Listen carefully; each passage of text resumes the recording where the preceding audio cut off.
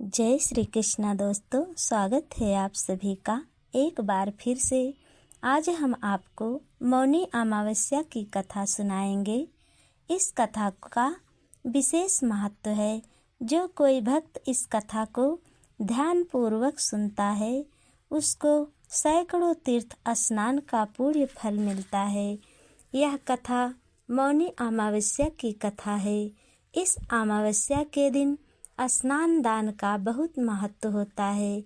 इस दिन भगवान शिव, माता पार्वती और भगवान विष्णु और माता लक्ष्मी का पूजा करने का विधान है। साथ ही पवित्र नदी में स्नान करने, सूर्य देव को जल अर्पित करके दान करने का विशेष महत्व है। इस दिन किसी पवित्र नदी में स्नान करके दान किया जाता है। मौनी अमावस्या के दिन व्रत रखकर इस व्रत कथा को जरूर सुनना चाहिए, नहीं तो आपका व्रत संपूर्ण रूप से पूर्ण नहीं होता है। इसलिए इस पावन कथा को जरूर सुने। चलिए जानते हैं मौनी अमावस्या की कथा। कांचीपुर नगर के एक देव स्वामी नाम का एक ब्राह्मण रहता था। उसके पत्नी का नाम धनवती था। धनवती को 7 पुत्र और 1 पुत्री थी। उनकी पुत्री का नाम गुणवती था। ब्राह्मण ने अपने 7 बेटों की शादी कर चुका था। अपनी पुत्री के लिए सबसे बड़े बेटे को वर ढूंढने के लिए भेजा। इसी दौरान किसी पंडित ने उसकी पुत्री की जन्म कुंडली देखी तो उसके भविष्य के बारे में ऐसी बात बताई जिसे सुनकर सभी लोग दंग रह गए। पंडित ने बताया कि इस लड़की की कुंडली में एक ऐसा दोष है जिसके कारण पुत्री कुछ ही दिनों में विधवा हो जाएगी। इसके बाद देव स्वामी ने इसके उपाय के बारे में पूछा। तब पंडित ने बताया, सोमा नाम की एक औरत है जिसका पूजन करने के बाद यह दोष मिट जाएगा। पंडित ने सोमा के बारे में बताया कि वह एक धोबिन है। वह एक सिंघल द्वीप में रहती है। उसे किसी प्रकार से प्रसन्न करके यहाँ लेकर आओ। इसके बाद देव स्वामी का सबसे छोटा पुत्र तुरंत अपनी बहन को साथ लेकर सिंघल द्वीप पर पहुँच गया।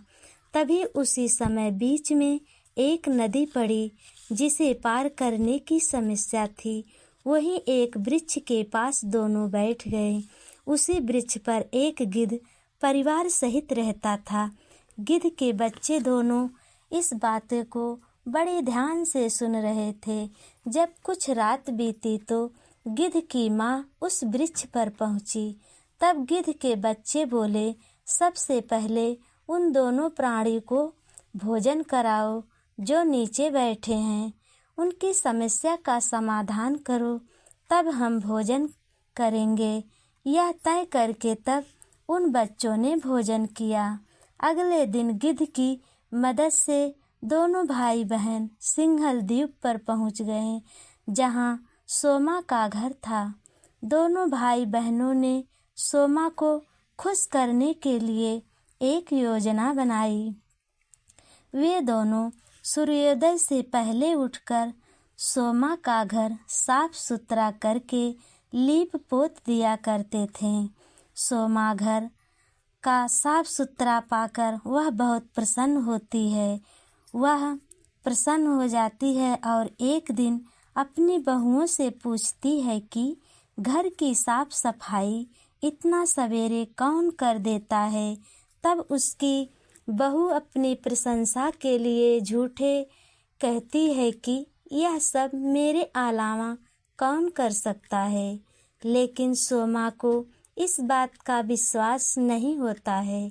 एक दिन वह सबसे पहले उठी और कहीं एक कोने में छिपकर देखने लगी कि एक लड़का और एक लड़की सुबह जल्दी उठकर साफ सफाई कर रहे होते। तभी उसने पकड़ लिया, जिसके बाद सोमा के पूछने पर उन्होंने सोमा को पूरी बात बता दी। सोमा उनकी श्रम साधना देखकर प्रसन्न हो गई। उनके साथ चलने के लिए सोमा ने वचन दिया। तब भाई बहन सोमा के साथ घर पहुँचे। घर से चलते समय सोमा ने अपने बहुओं से कहा कि मेरे ना रहने पर किसी की मृत्यु हो जाए तो उसका शरीर नष्ट मत करना, मेरे आने का इंतजार करना। यह कहते हुए सोमा कांचीपुर गई। दूसरे दिन गुणवती का विवाह तय हो गया था। शादी होने के बाद उसके पति की मृत्यु हो गई। सोमा ने तुरंत अपने संचित पुण्य फल गुणवती के पति को प्रदान किया। इसके बाद गुणवती के पति जीवित हो गए। पीपल के वृक्ष में गुणवती पूजा की और 108 बार परिक्रमा की। उसका पति जिससे जीवित हो जाता है, सोमा उसे अखंड सौभाग्य का वरदान देकर अपने घर वापस चली आई। उधर सोमा के पुत्र और पति की मृत्यु हो गई। सोमा ने अपने पति और पुत्र को जीवित करने के लिए पीपल के वृक्ष की पूजा की, 108 बार परिक्रमा की। परिक्रमा करने के बाद उसके पुत्र और उसके पति जीवित हो गए। यह पुण्य कथा सुनने के लिए धन्यवाद। अगर वीडियो पसंद आए तो लाइक सब्सक्राइब जरूर करना।